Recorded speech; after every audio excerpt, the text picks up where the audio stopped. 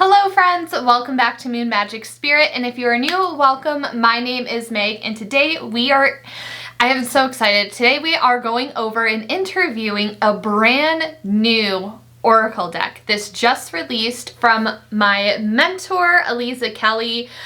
This is There Are No Coincidences, a manifestation deck and guidebook. I am so, congratulations to her. I'm so happy for her. I'm also so thankful that she created this for us. I know how much work she put into this deck, and I can't wait to open it and get into it and just kind of show you what it's all about and do a deck interview together.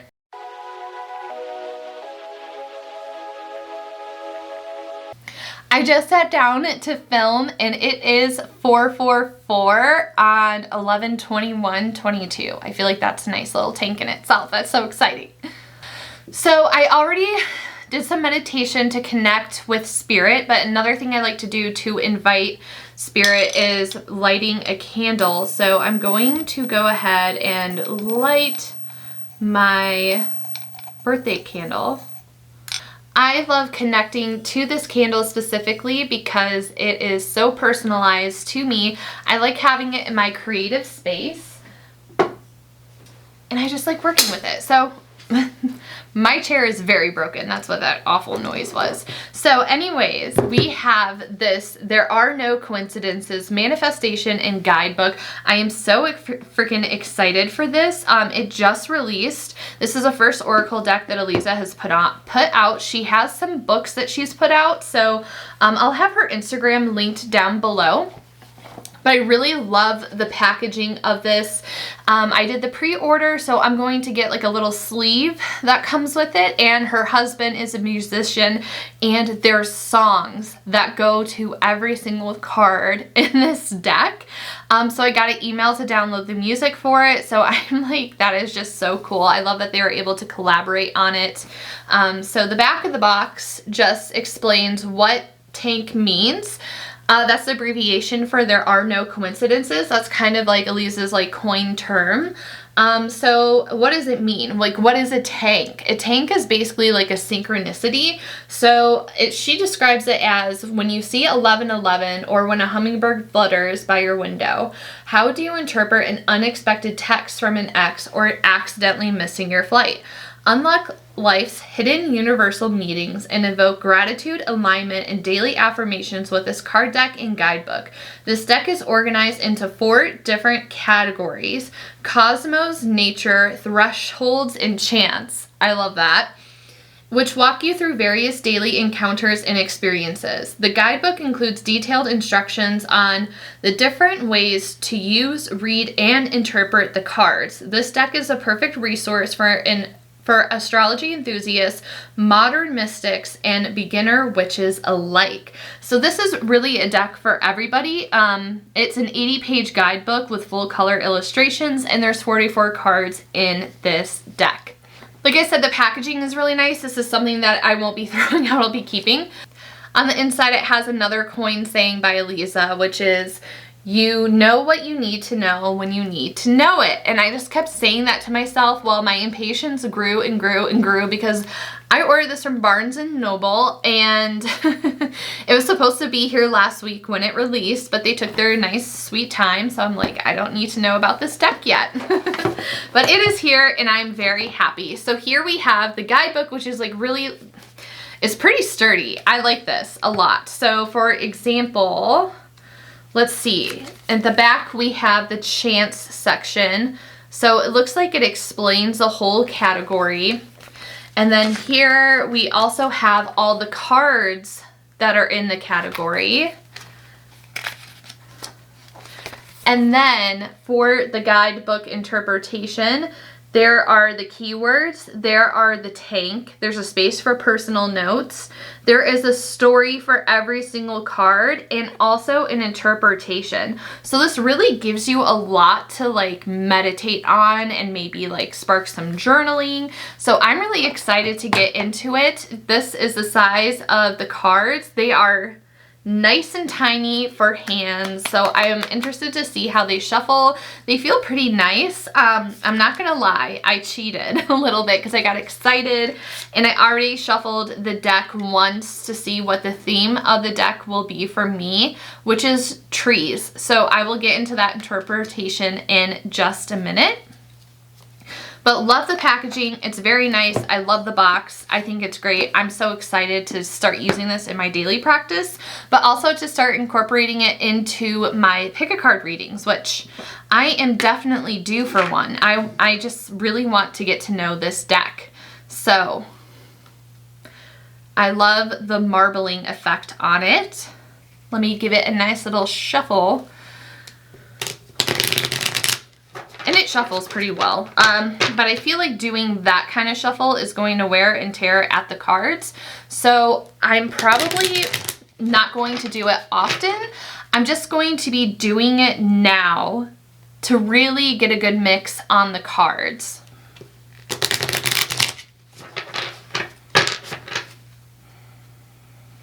So when working with a new deck, I'll do kind of like that typical like card shuffle, and then like I'll split the deck in half, and then I'll also shuffle this way as well, just to get everything nice and mixed up, especially since there's 4 different categories. You know, it's almost like a tarot deck with the minor arcana, and when you get a fresh tarot deck, like you really got to mix it up. Super, super good. So I'm going to do this a couple of times, and then I'll connect with my guides to focus on the interview questions. I feel like I got a pretty good mix up of the cards, so I'm going to start the interviewing process. I'll have the questions up on the screen, and then again, I kind of just asked like, what is the theme of this deck for me?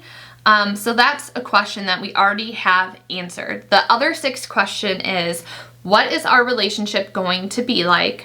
How are we going to work together?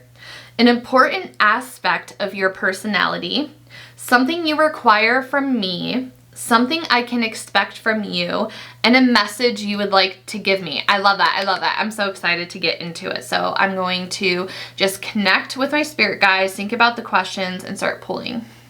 All right, what is our relationship going to be? Pluto.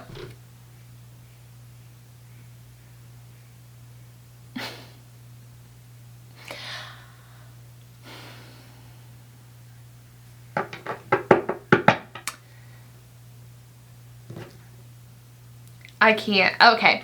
I need to explain. I have in my first house my moon and Pluto right next to each other, and they're both in this sign Scorpio. What is our relationship? First house. I already know what that means. Okay. It's going to put me through it. Okay, so how are we going to work together? Silence. I feel like it's politely telling me to STFU and stop listening to like my inner saboteur, and to just let the cards and to let my guides speak for themselves. An important aspect of your personality, names. Connection with names. Something you require from me, animals. Oh my God, this deck is telling me I need to get out of my freaking head. I need to connect more in nature. Like, it's literally like, go touch grass. That's, okay. 1, 2, 3, 4. So question 5, what can I expect from you? Saturn! This card is not going to let me, or this deck is not going to let me live my life.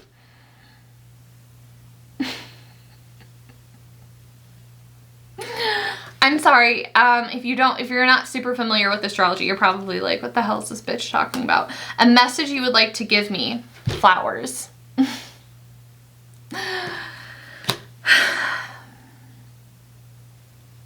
Okay, so before I go into the guidebook or anything, just, oh my God, I feel like I need to like tell Aliza that her deck is going to read me to fucking filth. So before we get into it, I pulled 3 nature cards, which I feel like is very prevalent in my life right now. I feel like I've gone through a transformation. It's just something that I've been broadcasting on my Instagram stories what I've been going through. But for example, for my year ahead spread, I had the death card for the month of September, the moon card for the month of October, and I had the star card for this month in November, and I have Ace of Wands for December. So I've definitely gone through a healing transformation. It was really hard. I was in my head a lot. Like, I can't start talking about my mental health because I'm going to cry. So I feel like this deck has like a lot of like loving, healing nature to it. But it's also telling me to quiet my thoughts, I'm guessing. That's what I'm taking it as because I need to. And I feel like this deck could also be here to help me through more difficult periods because it's telling me that I need to connect with nature. I need to get out of my head. And Pluto and Saturn are really hard planets to work with. They're more disciplined. Pluto is like, it's the planet of transformation, but it's like destructive transformation. It's like we're going to tear everything down. We're going to rip out the carpet and we're going to start fresh. And Saturn is like very structured and disciplined. Names. That's the one that's throwing me through a loop. So let's see what we got here for our nice little spread. I just can't believe I pulled Pluto.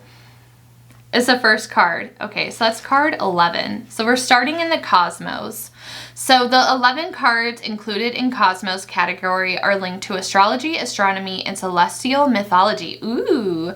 They illuminate signs, symbols, and synchronicities that relate to planetary orbits, space travel, and or extraterrestrial discoveries, as well as spiritual, poetic interpretations of stars, planets, and celestial bodies.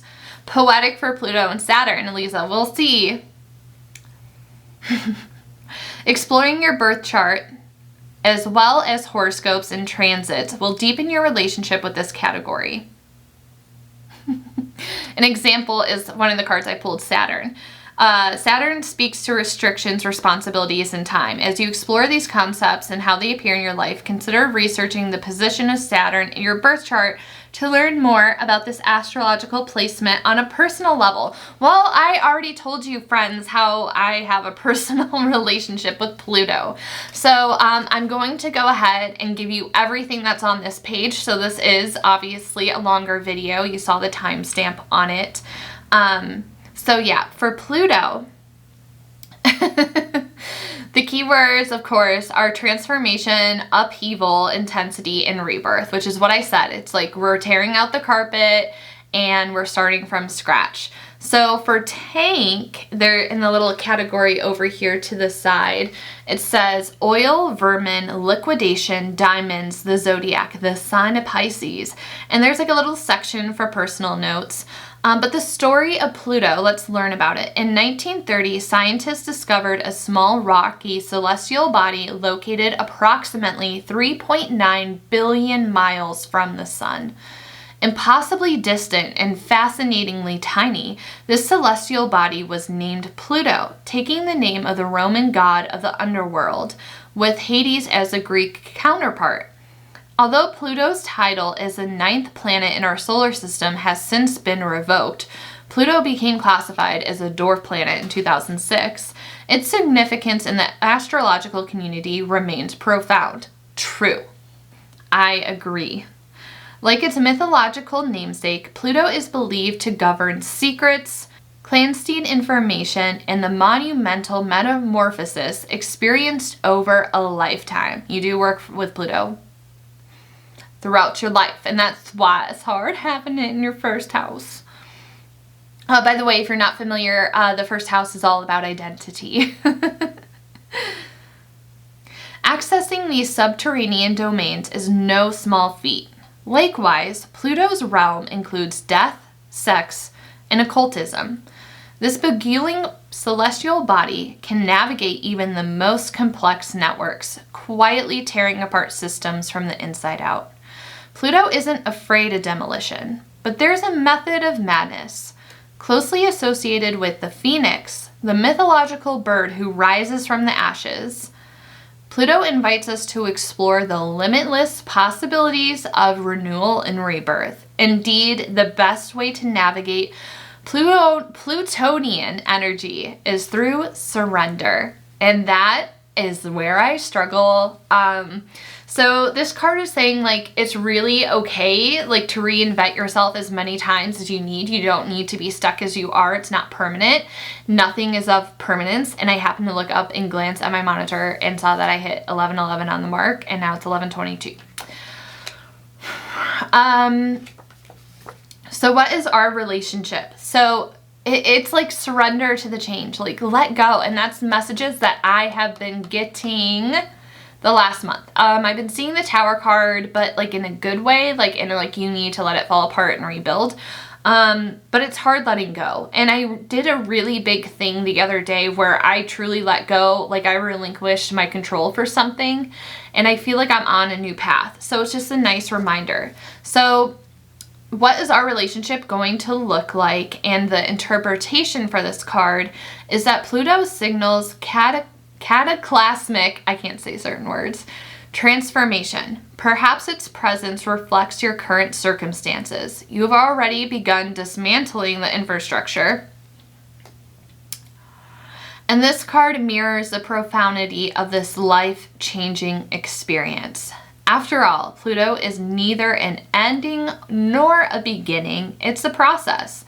Alternatively, this card may surface when you need to go deeper. My Scorpio moon knows that, babe. Perhaps you've been clinging to an existing status quo, afraid of what you'll discover. Aliza, stop yelling at me. It's time to remember, however, that averting your eyes is not the same as repairing the damage. If something is broken, it will remain that way until it's fixed. Pluto invites you to take a deep breath and descent into the basement. Sure, it might not be pretty, a little bit musty, the cellars are filled with bulky equipment and unsightly storage, but those machines and control panels and levers are heartbeat of home. And maintenance is mandatory. With Pluto on your side, you're armed with strategy, courage, and the magic of regeneration. Don't be afraid to flip a switch. I love that. I love that though. Okay.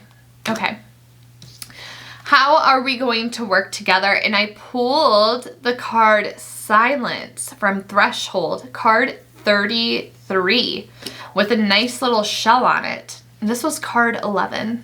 Like, did I pull all double-digit cards? Like, no. I was like, okay, so let's find where Threshold is. So here is our page on thresholds. The thresholds category is composed of 11 cards associated with the liminal realm, boundaries, divisions, passageways, and gateways. The signs, symbols, and synchronicities explored through this lens exist in multiple dimensions and contain physical objects, spiritual beings, geographic places, and sensory conditions. This category explores the intersection of motion and stillness, inviting us to consider our perspective on, as well as our relationship to, transitory states of consciousness. So this is the last card in the category, and the keywords are pause, reflection, stillness, transcendence, and the TANC keywords are snow, solstices. Oh my God, it's about to be winter solstice soon. Confidentiality, white noise, and apathy. The story behind silence. Silence is not the absence of noise, nor is it the lack of words, or all that remains unspoken. In its most exalted state, that is, its most elevated expression, silence is a choice, a concept, a consciousness. Indeed, silence is a practice exercised in every sacred tradition, as it is believed that most mystical messages can only be heard by stepping into this humble stillness. Silence offers a landscape of possibilities that exist independently from the daily cacophony, transporting us to mental, spiritual, and emotional realms that are otherwise inaccessible. Silence provides perspective, wisdom, and perhaps most important, time. Silence is patient. Silence is slow. Silence is enveloping. But we don't need to renounce all earthly possessions, retreat into the mountains, and adopt a monastic lifestyle to experience silence. There is agency in silence. Silence is actively choosing to step away from the noise, both literal and symbolic, and seek refuge within your own thoughts, feelings, and experiences. But to be silenced, that's a whole different story. The imposition of silence as an act of oppression, stripping away autonomy and experience in truth. Silence is different from silencing, and it's here in the nuances of wordlessness that we can truly understand the shape of silence, deafening, defiant, and divine. Silence speaks beyond sound. So the interpretation for our little card with our question of how we're going to work together, connect to the divine, is what I'm getting. With this deck, silence is a complex card that demands careful contemplation. The appearance of this card may affirm a current frustration. Perhaps you're eagerly awaiting an important message and are so desperately trying to decipher the meaning behind the radio silence. If so, this card invites you to seek your own stillness. Slow down your anxious mind. Go inward.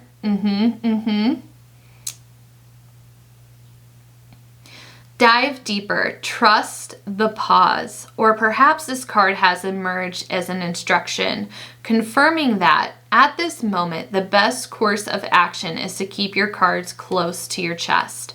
After all, no decision is an indecision. It's strategy. Fundamentally, this card propels an opportunity to identify the silence, recognizing its presence or its absence. How can you utilize silence as a tool within your own reality? What thoughts, ideas, and insight can you extract from this dynamic expression? Remember, silence is more than switching your phone into airplane mode. It's about reframing your reality. I love that for that question. All right, up next, for an important aspect of your personality, we pulled the card Chance, which in the category Chance, which is names. And Aliza was doing lives, doing card pulls before this deck release, and this is a card that came out. So I know a little bit of a deeper insight to this, and it's all about connecting synchronicities and paying attention to names. So Chance, the 11 cards in the Chance category are connected through possibility. The realm of chance contains multitudes, sights, sounds, and patterns, along with games and potions, are measured through fate and fortune. Chance raises the stakes, inviting us to consider connection to risk and reward, recognizing that when all variables come together at the exact right time, in just the right formation, truly miraculous things can happen. And when they do, cards in this category will make sure we're ready to recognize and receive the extraordinary, generous bounty. The key words for names is identity, value, reputation, and legacy. And the TANC keywords are avatars, usernames, surnames, titles, and pseudonyms. The story of names. In Shakespeare's legendary tragedy of star-crossed lovers, Juliet famously muses, "That which we will call a rose by any other name would smell as sweet." Exploring the titles exist independently from an entity's intrinsic value. Names are deeply codified signifiers. depending on the environment, context, country, culture, and language, quickly communicate tons of complex information about nationality, heritage, gender, religion, and countless other associations. In such an incredibly loaded designations, we may change names to better reflect our identity, adopt the surname of a spouse, or swap letters for images to challenge the limitations of the alphabetical symbols. But names aren't just intended for people. Everything is assigned a word, which means titling is an expression of understanding. In fact, many psychologists recommend the practice of naming emotions to help identify complex non-physical expressions. So, whether we are referring to a person, place, or thing, names carry more weight than just a sequence of letters or characters. Names establish existence. So for our question, an important aspect of your personality, the interpretation of this card is, when this card appears, keep an eye out for names. Maybe you'll notice a grandparent's name in an unexpected place. Or perhaps an unfamiliar name is appearing repeatedly, but you're not quite sure why you're aware of this pattern. In the metaphysical realm, where there are no coincidences, you can be sure that there is a method to the madness. The name card indicates that you're receiving messages through titles. Even observing the same name multiple times, regardless of whether it's associated with anyone you know personally, is a powerful indication that your movements are spiritually supported.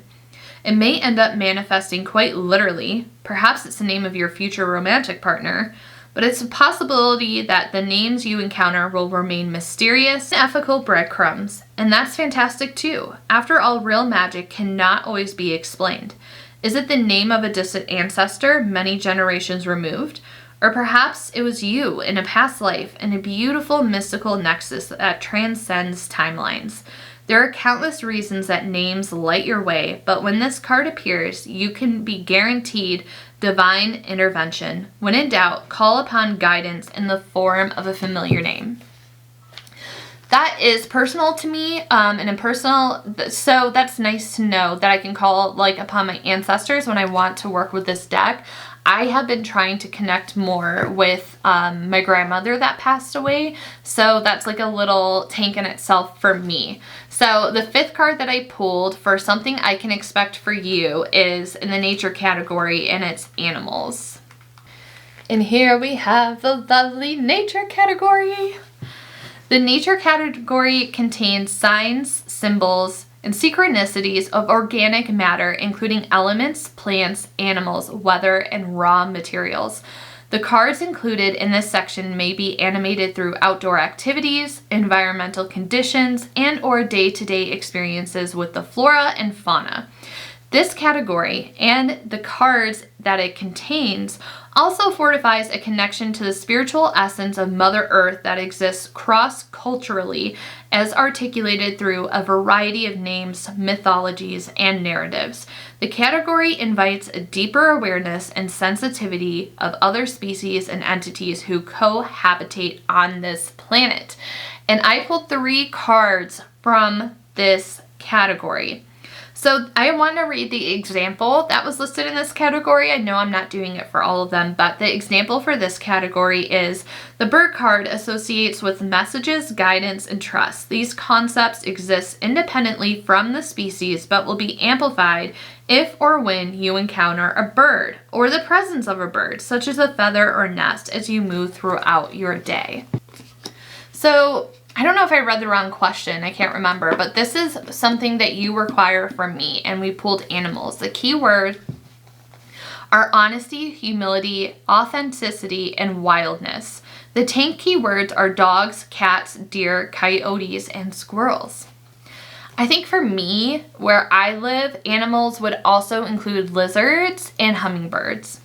So the story behind animals. One of the greatest human fallacies is forgetting that we are animals.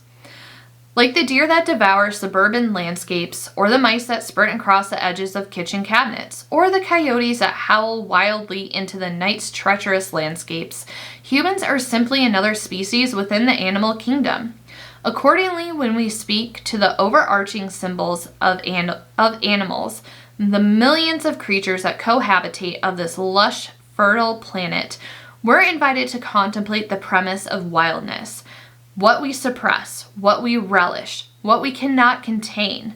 In that sense, animals of all shapes and sizes are gracious teachers that invite us to check our stubborn human egos. By observing animals, it's clear that profound emotions, anger, jealousy, empathy, love, exist beyond our human experience. And likewise, the behaviors that drive species are simply complex manifestations of innate feral urges. The human urge to venerate and domesticate as well as hunt and obliterate other animals seems to reflect, in almost a too obvious way, our species' innate struggle to reconcile within our own wild instincts. So when it comes to something that this deck is requiring from me, when the animal card emerges, give yourself permission to connect to your inner animal. Consider that despite the tremendous processing power of the human brain, your own animal-human behavior fuels your decision-making and subsequently your experiences. Are you operating in survival mode, showcasing the fight of a fierce lion, the flight of a high-speed gazelle, the freeze of a nervous rabbit, or the fawn of a playful labradoodle cleverly rolling over on his back for belly rubs to divert attention from the chewed-up sneaker on the other side of the room? I told you, this deck is reading me for filth. All decks call you out when you own them. It's just, it is what it is. It is what it is. That's just how it be. Likewise, the animals card invites you to reconnect to your own wild instincts, allowing yourself to simply be, releasing the expectation of achievement or progress or perfectionism.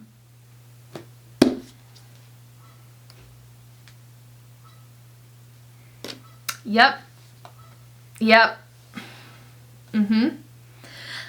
Let animal card illuminate a connection to your own beautiful animal soul, exploring the interplay between feral instincts and domesticated desires. How do these qualities show up in your day-to-day life? Look for wisdom in the incredible acrobats of your local street cat, the raw power of a hungry black bear, or the gentle caress of a mother cow tending to its young. You are nature, baby. Embrace your wild. Oh, I love it. I love it. I love it. I love it. Okay. I feel like I just I made up in my mind that I am open and accepting, because before I would sit there and tell myself I'm open and accepting, but I was still very much closed off. And what I'm getting through from this deck is just confirming that I'm doing the right thing. I'm in the right place. You need to know when you need to know it.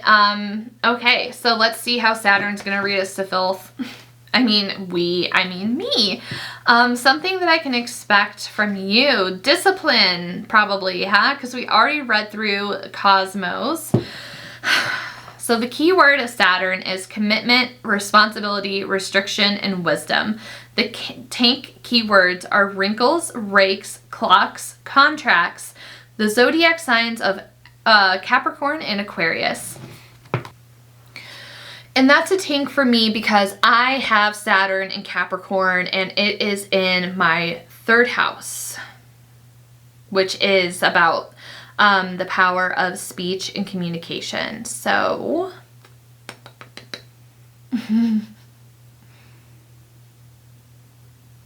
just to go off that further, it says that your 3rd house, you may compensate by strenuous effort to communicate clearly and precisely and yet still somehow be at a loss and truly getting your point across.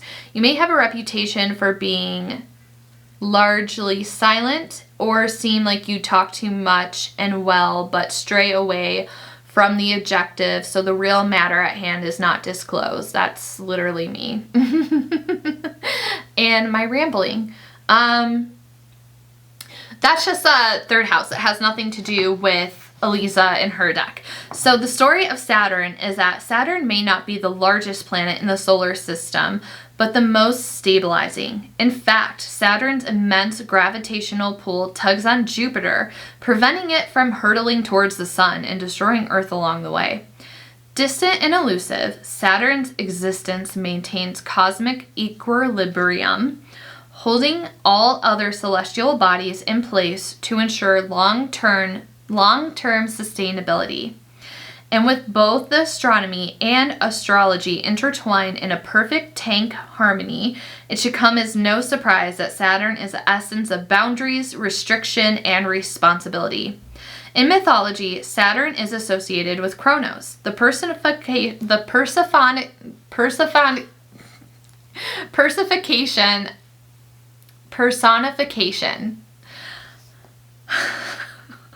of time. Saturn's orbit is one of the most notorious milestones in astrology. The Saturn return occurs approximately every 29 years when Saturn concludes its long journey around the sun.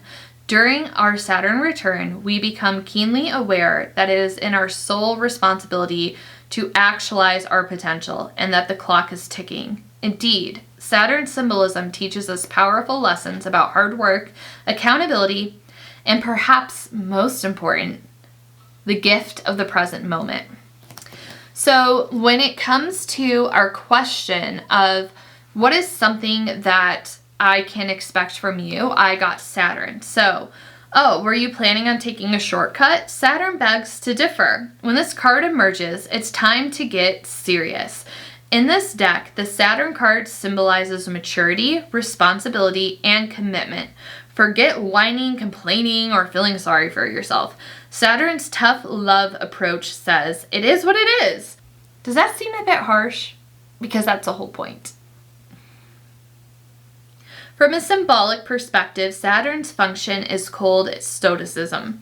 Saturn asks you how to look at the reality of your own situation, no matter how disappointing or frustrating it may be, and accept it at face value, acknowledging all thorns and blemishes and failures.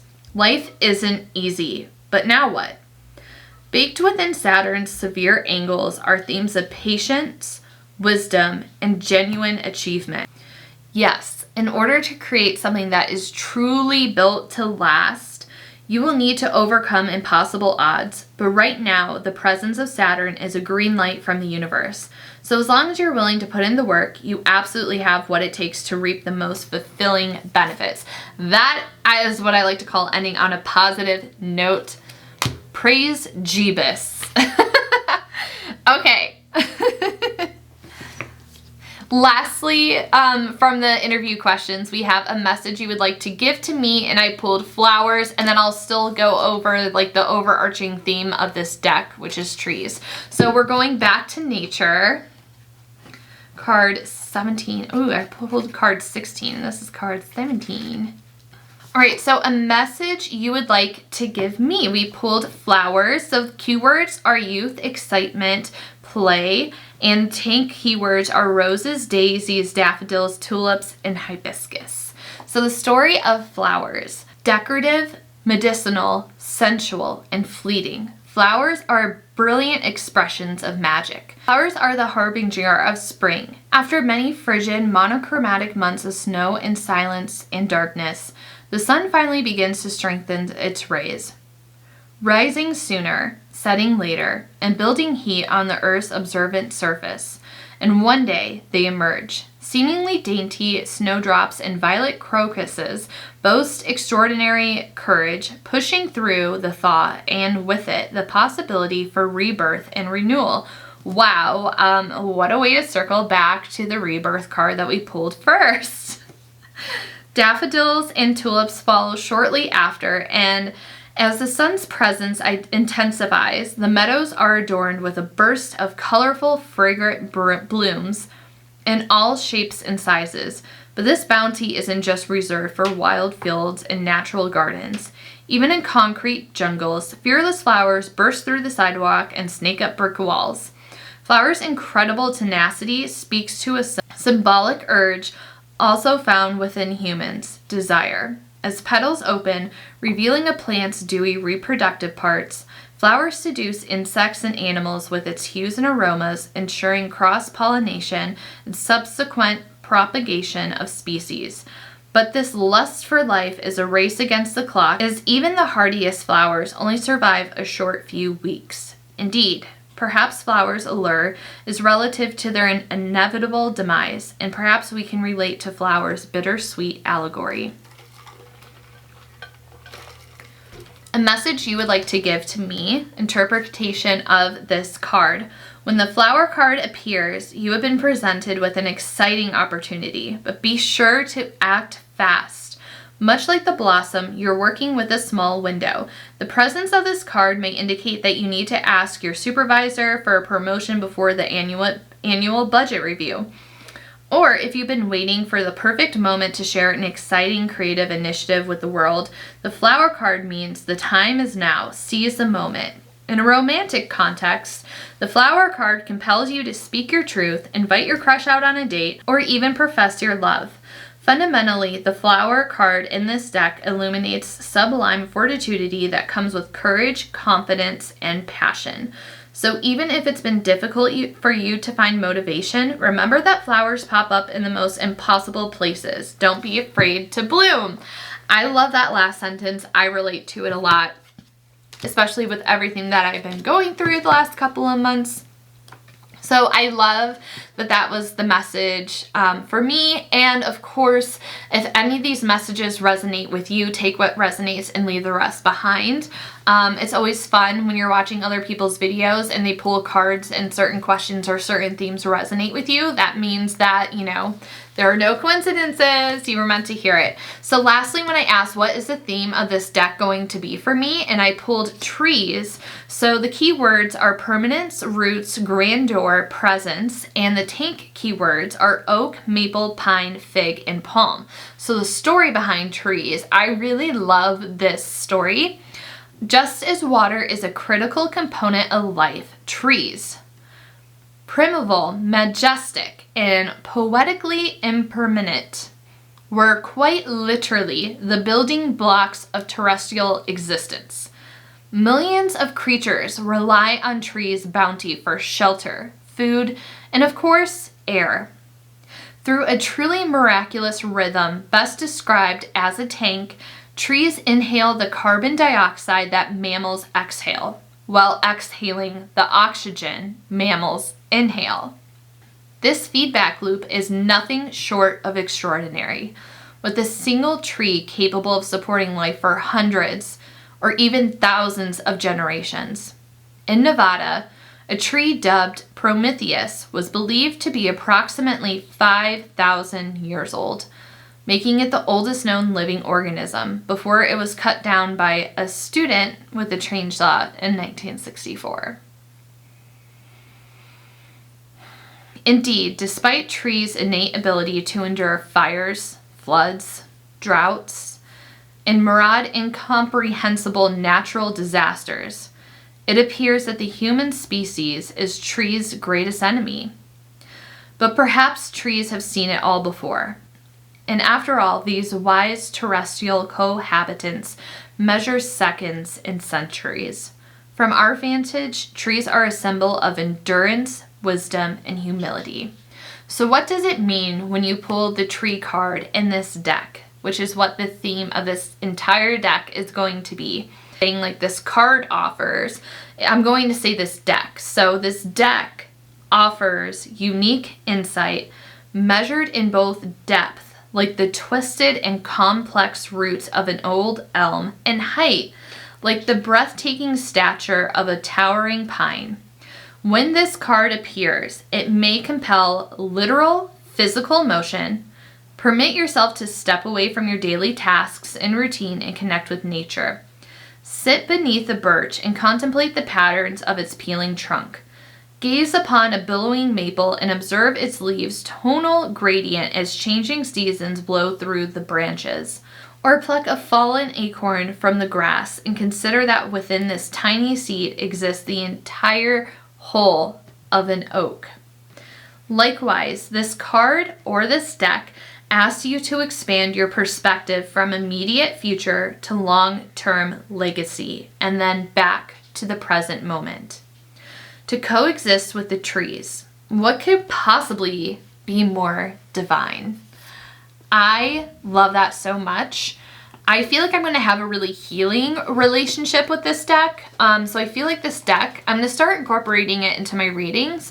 But I really feel like this is going to be like a healing, like no BS deck. Like it will call you out on hard truths, but it's also going to teach you and tell you how to heal from these things as well. So I think that the messages that I got from this interview are really beautiful. Some of them were a little like, you know, I was called out, but that's what these decks do. They call us out. So I can't wait to start incorporating this more into my work. If you're interested in seeing this deck being shown more, check out my Instagram. It's MoonMagickSpirit, and I'm also on TikTok as well. So I put a little bit of the longer videos over on TikTok because I can. But yes, I hope you enjoyed this. I know it was a longer one, but there's so much to this deck that I really wanted to share every single word for every card that I pulled. And if you would like to see me do another spread strictly using this deck only, no tarot cards, let me know down below. Or if you have any questions you would like me to use in a future video using this deck, let me know. I would be happy to pull some cards for you. So be sure to subscribe and give this video a thumbs up if you're excited for that. And as always, thank you so much for your time and energy. I will have a link and information on where you can connect with Aliza if you aren't already, and where you can get this deck for yourself. I will see you in the next one. Bye, everyone.